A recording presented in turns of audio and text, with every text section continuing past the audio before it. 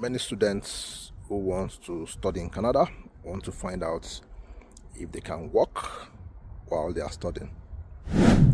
Well, the reason for this is not far-fetched because some people believe they need to work to be able to pay their fees or sort out their living expenses while they are studying. So if you watch this video to the end, I'm going to talk extensively about whether you can work, how you can work, and everything that has to do with work for anyone that wants to study in Canada. So people ask, can I work as a student in Canada? The answer to that is yes.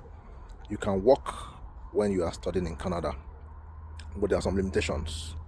So you can't just work for 40 hours, 50 hours in a week, or 24 hours or thereabout. No. As of today, if you want to work in Canada as a student, you are allowed to work for 24 hours in a week. So the maximum you are allowed to work while you are studying is 24 hours in a week. So week 1, 24 hours, week 2, 24 hours, week 3, 24 hours, week 4, 24 hours. So that's the maximum you can do for each week, if you are studying in Canada. Now, when you are on vacation, maybe when the school is on holiday, you are allowed to work whatever hours you want to do. So if you want to do 80 hours in a week during that period, as long as your strength can carry it, you're allowed to do that.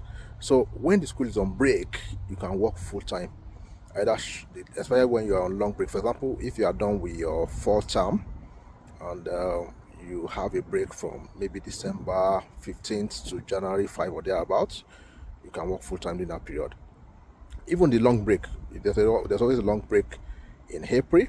You finish your classes in April, then you have May, June, July, August. During those periods, you can work more than 24 hours in a week. You can do as much as 80 hours, 40 hours, anything you are capable of doing.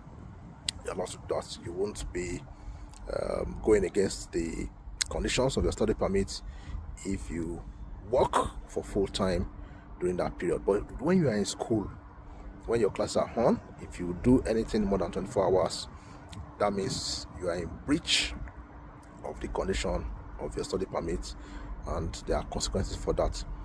Now, if you are not schooling, maybe you had an issue in your school, maybe you failed some exams, they now told you to withdraw at the end of the first term that you have spent. During that period when you are not studying, you are not allowed to work. Not even part-time work, not even 24 hours per week. So if you are not actively pursuing your studies, you are not allowed to work.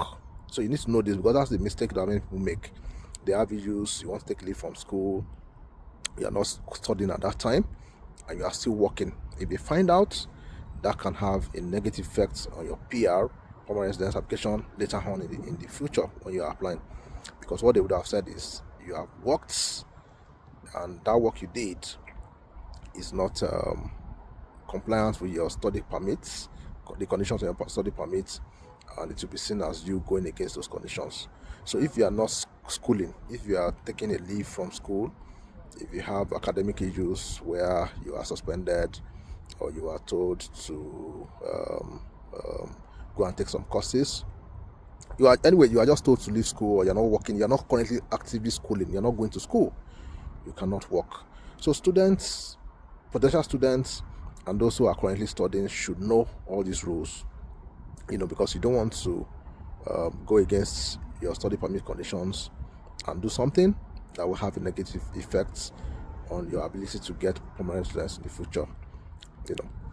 If you need more information about this, or you are in a peculiar situation and you need advice from an immigration consultant, you can reach out to me. My WhatsApp number is +1 587 568 6124. I'll be able to advise you and guide you all the way. See ya.